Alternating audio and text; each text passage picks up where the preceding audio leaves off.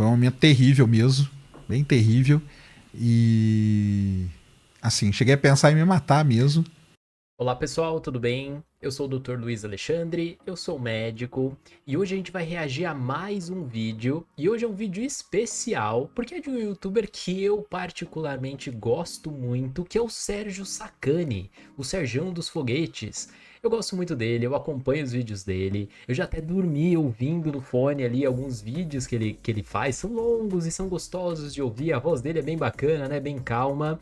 Mas ele foi em um podcast e ele falou uma coisa muito importante. Ele trouxe um momento especial da vida dele, onde ele apresentou um sofrimento intenso, um quadro de depressão, um pensamento bem negativo. Eu acho que vale a pena a gente falar um pouquinho sobre a depressão. Eu acho que vale a pena a gente comentar esse vídeo e ver que muitas vezes pessoas que a gente acompanha, que a gente às vezes até coloca ali como ídolos, como influenciadores, passam pelas mesmas coisas que a gente.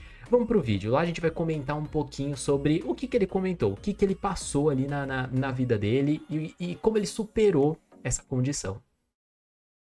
Pessoal, esse é o vídeo, vamos assistir junto e aí a gente vai comentando um pouquinho.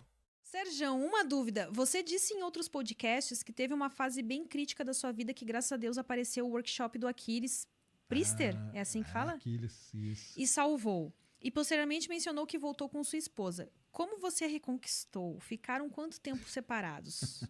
Eu tive um momento aí, nessa época aí que eu morava no Rio aí, a gente teve alguns problemas aí e foi um momento terrível mesmo, bem terrível. E assim, cheguei a pensar em me matar mesmo. Nossa. E meio que no dia, eu tava voltando do trabalho lá no Rio, e o Aquiles, né, um baterista daquela banda Angra, né? Foi. Ah, É um cara muito tá. gente boa e tal. Eu já até contei essa história pra ele. E eu tava voltando pra casa meio assim, cara, vou dar um fim na minha vida, entendeu? Chega, tal. E tinha o workshop dele, tava acontecendo do lado da minha casa. Falei, cara, vou entrar aqui, cara. Vai que é a última coisa que eu vou ver, entendeu? Eu gostava. Olha esse ponto, olha o que ele fala. Vai que é a última coisa que eu vou ver na minha vida. Quer dizer, ele não falou aqui em nenhum momento, nossa, estou com depressão. Mas claro que deixa claro que ele tinha um pesar muito grande, um sofrimento muito grande, ao ponto de vir esse pensamento negativo na mente dele. Isso pode acontecer em episódios depressivos ou durante uma depressão. E é importante ele comentar como ele estava já num momento tão crítico e olha como foi transformador. Dele pra caramba já.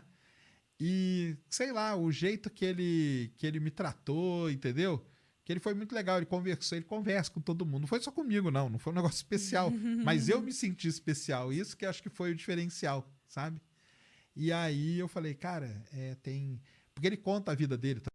Isso é empatia. Então, Aquiles teve uma empatia por ele, conversou, deve ter falado problemas da vida dele que batiam ali com o que ele também estava sentindo, com o que o Sérgio estava sentindo. E olha como é importante a questão de ouvir quem está passando por um quadro de saúde mental. E muitas vezes a gente não sabe ouvir as pessoas. E aprender a ouvir é importante. E outro ponto fundamental é não julgar pelo nosso limiar de julgamento. Todo mundo tem um limiar próprio de julgamento. Por exemplo, o que me faz sofrer, com certeza não é o mesmo que faz você sofrer, e o que faz você sofrer provavelmente não é o que me traz sensações de sofrimento. Por exemplo, para mim, se eu vejo um animal sofrendo, isso me traz um pesar, um sofrimento muito grande. Para outras pessoas, isso talvez não traga, e vice-versa, né? Mas aprender que nós temos um limiar de sofrimento e que a gente não deve julgar as pessoas pelo nosso limiar é muito importante.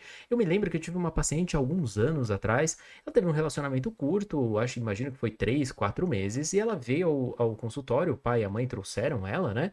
E ela veio, você percebia na face dela, ela tava chorando, ela tava ali com uma face triste, percebia que ela não tava bem, e a mãe dela virou para mim e falou assim: Doutor, você acha que ela pode estar passando por todo esse sofrimento? Foram 3 meses de namoro. Eu falei, eu acredito que sim, tanto que vocês até a trouxeram aqui para consulta. E isso para mostrar para vocês como o nosso limiar de julgamento é muito complexo. E quando a gente julga, fala, não, você não pode sofrer por isso. Não é possível que você está sofrendo tanto por conta desta situação. A gente está mais prejudicando a pessoa do que ajudando. Então é muito importante saber ouvir e não utilizar esse seu julgamento próprio, tá? Também que não foi fácil, sabe? Tal, tudo que ele passou e as coisas que ele viveu. E aquilo ali acaba te inspirando de alguma forma, sabe? E aí, com essa inspiração aí, eu fui tentar batalhar de volta, né? E Pô, que legal. E você voltar. conseguiu contar isso pra ele, deve ter ficado bem tocado, É, né? eu contei. Nossa, eu vou ter que fazer. Eu vou até fazer o. Ele tem um podcast, né? Só que o dele é online, porque ele mora nos Estados Unidos. Eu tenho que até ir lá contar a história completinha pra ele, porque a história, no fundo, é o seguinte: você tem que ter uma inspiração na sua vida, é muito importante. Às vezes você acha que não, mas você olha aquela pessoa ali. Por isso que, por exemplo, quando o pessoal vem falar comigo, eu faço questão de falar, de responder, porque às vezes aquela pessoa, ela só quer um pingo da atenção de alguém, entendeu? E ela fala assim, cara, tô aqui desesperado, deixa eu mandar uma mensagem pra esse cara aqui. E às vezes você responde, aquela resposta que você dá, mesmo que seja, oi, tá, obrigado, aquilo ali salva a pessoa. Porque ela fala, caramba, olha, o cara aqui tá me respondendo, pô. Ó que legal, né? Trabalhar essa empatia pode ser uma mudança gigante para outras pessoas, para uma pessoa que você goste. E aí muita gente fala assim, né? Doutor, mas por que que ela tá com depressão? O que que traz depressão? E eu vou falar para vocês, sinceramente, eu não sei por que ainda em 2024 alguém ainda tem depressão, porque é tão fácil não ter depressão. É só você não ter nenhum problema no seu dia a dia, é você não ter trânsito, é você não ter que trabalhar, é você não ter que pagar boletos, é você não ter nenhum problema familiar, até porque qual família tem algum problema? E claro que eu tô brincando, mas para mostrar para vocês que todas as condições que afetam a gente e que fazem abrir ou que fazem a pessoa desenvolver um quadro de depressão, estão aqui para todos. Então, qualquer pessoa pode desenvolver um quadro de depressão, de ansiedade. Se você não sabe o que é depressão, não sabe o que são as condições emocionais, você vai ter muita dificuldade de perceber isso em você e também de ajudar algumas pessoas próximas a você que podem estar passando por isso. Eu acho que deu pra gente perceber aqui como o Sergião aqui passou por um quadro depressivo e graças a Deus ele melhorou, ele tá bem. Tem um episódio na internet dele falando ali com o Aquiles, é muito bacana, procurem, assistam, é bem legal ver ele falar pro Aquiles o como aquilo foi importante e a reação do Aquiles também com relação a isso. Então, pesquisa na internet, eu vou tentar deixar aqui na descrição para vocês, mas é muito legal, é muito bacana. E eu acho que agora é muito interessante a gente falar um pouquinho sobre quais são os sintomas, né? E como é feito o tratamento ali da depressão. Vamos falar um pouco. E antes de falar do tratamento, eu quero falar um pouquinho sobre o preconceito com relação à depressão, tá? Quantas e quantas vezes eu já ouvi algumas pessoas falarem algo do tipo: nossa, sabe o Joaquim? Ele tem depressão, mas eu vi ele no bar com os amigos dele. Ou então, sabe a Solange? Ela tem depressão, mas ela foi viajar com os filhos pra Disney. Ou eu encontrei ela numa balada, numa festa. E eu falo, graças a Deus que eles estavam lá, porque você queria o quê? Que eles estivessem deitados na cama, sujos, sem levantar, sem trabalhar, sem tomar banho, aquela visão clássica, né, da depressão. Se eles estiverem, com certeza eles não estão tratando, não estão melhorando, estão tendo todas as dificuldades relacionadas à depressão. Então a gente precisa falar sobre isso, a gente precisa quebrar um pouquinho esse estigma, até que as pessoas, para que as pessoas consigam falar sobre as suas condições, falar sobre o seu adoecimento. Isso ajuda demais. E aí, quando a gente fala então do tratamento em si, a gente tem que pensar que a depressão tem alguns sinais e sintomas, né? Um sintoma importante é uma tristeza acentuada. E essa tristeza a pessoa não tem um lastro. Se você perguntar para a pessoa com depressão, qual o motivo? Por que que você tá triste? Na maioria das vezes ela não vai nem conseguir te dizer o motivo. Na tristeza, uma tristeza ali comum, uma tristeza que qualquer um de nós possa estar passando, a gente tem esse laço. Por exemplo, eu perdi uma pessoa da minha família, uma pessoa que eu gosto, eu perdi um animal, eu fui desligado do meu trabalho, e isso vai trazer uma sensação, um sintoma ali de tristeza, que ele é gradativo, ele vai diminuindo ao longo do tempo e a pessoa sabe o motivo. Quando a pessoa ainda não faz a terapia na depressão, ela não vai nem saber explicar o porquê. Ela só sabe que ela tem uma tristeza, uma angústia horrível que ela não consegue controlar, não consegue contornar. Então esse é um sintoma importantíssimo, um dos principais, um dos primeiros que a pessoa e outras pessoas ao redor percebem. Outro sintoma muito comum é uma fadiga muito grande, então a pessoa se sente cansada, ela se sente sem energia para fazer coisas que ela habitualmente fazia, que ela gostava de fazer, ela perde o interesse até por hobbies ou coisas que ela praticava ali no dia a dia que ela se sentia bem realizando. A depressão também pode trazer algumas alterações no sono. Então a pessoa pode ter muito sono ou ela pode perder ali completamente o sono. Ela pode ficar com uma insônia importante. Então ele pode variar ali nos dois extremos, assim como na fome. A pessoa pode ter muita fome ou ela pode não ter fome. Então também pode variar nesses dois extremos e claro que sintomas por algum tempo, né?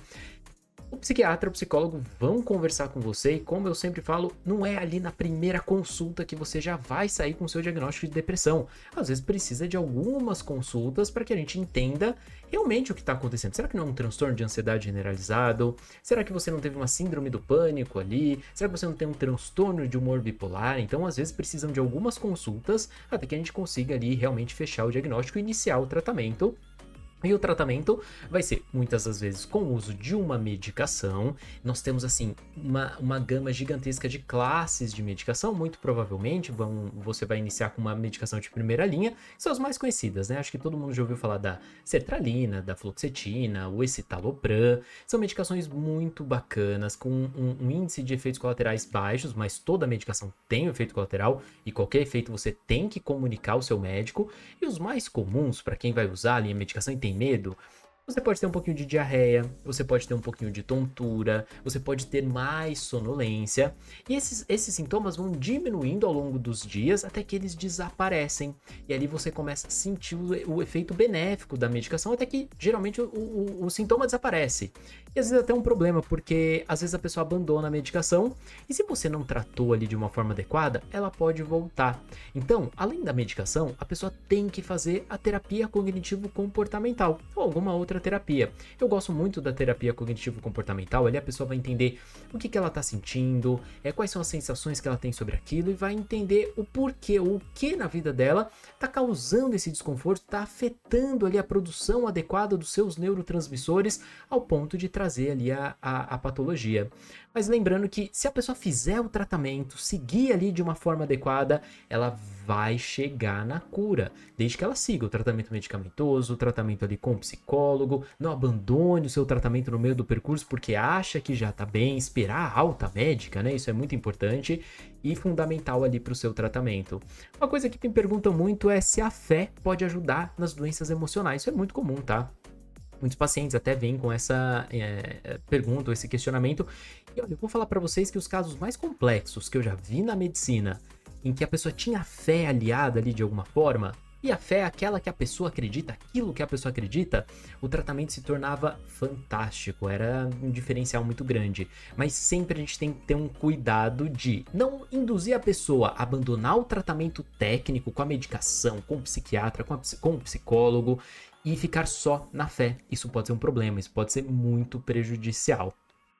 Pessoal, eu espero que esse vídeo possa ter te auxiliado um pouquinho, que a fala do Sérgio possa mostrar para você que todos nós podemos passar em algum momento por um quadro de saúde mental, por um quadro de depressão, termos pensamentos ruins, porém isso muda, isso reverte e você precisa apenas de um cuidado, de uma orientação, de um acompanhamento técnico para que você possa aí passar por esse momento tão difícil, tão doloroso ali da nossa vida. Um abraço, se você curtiu o vídeo, não deixa de curtir, não deixa de seguir aqui a gente no canal e logo a gente vem mais com outras reações e também com outras questões ali relacionadas à medicina, relacionadas também à saúde mental. Um abraço a todos, até mais, tchau, tchau.